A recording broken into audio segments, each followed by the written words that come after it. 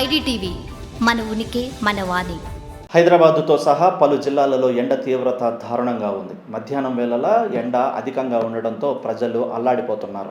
గడిచిన వారం రోజుల నుంచి కూడా హైదరాబాదుతో సహా శివారు ప్రాంతాలలో పలు జిల్లాలలో కూడాను ముఖ్యంగా రూరల్ ప్రాంతాలలో ఎండ తీవ్రత అధికంగా ఉండడంతో వాతావరణ శాఖ హెచ్చరికలు జారీ చేసింది. వడగాల్పులు, తీవ్ర వేడి గాలులు అధికంగా వీచడంతోనూ కూడా వడదెబ్బ బారిన పడే అవకాశం ఉందంటూ ముందస్తు హెచ్చరికలు జారీ చేశారు.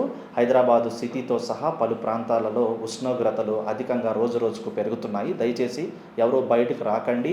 అత్యవసర పరిస్థితులు మినహా మిగతా సమయాలలో ఉష్ణోగ్రత నుంచి తమ ఆరోగ్యాన్ని కాపాడుకోవాలంటూ సూచనలు జారీ చేస్తున్నారు. గత 2-3 రోజుల నుంచి కూడా హైదరాబాదులో అత్యధికంగా ఉష్ణోగ్రతలు నమోదవుతుండో కూడాను డీహైడ్రేషన్ బారిన పడకుండా ఎండ తీవ్రత నుంచి అన్ని జాగ్రత్తలు తీసుకోవాలంటూ ఇప్పటికే హైదరాబాద్ చుట్టుపక్కల కూడా అలర్ట్ జారీ చేశారు.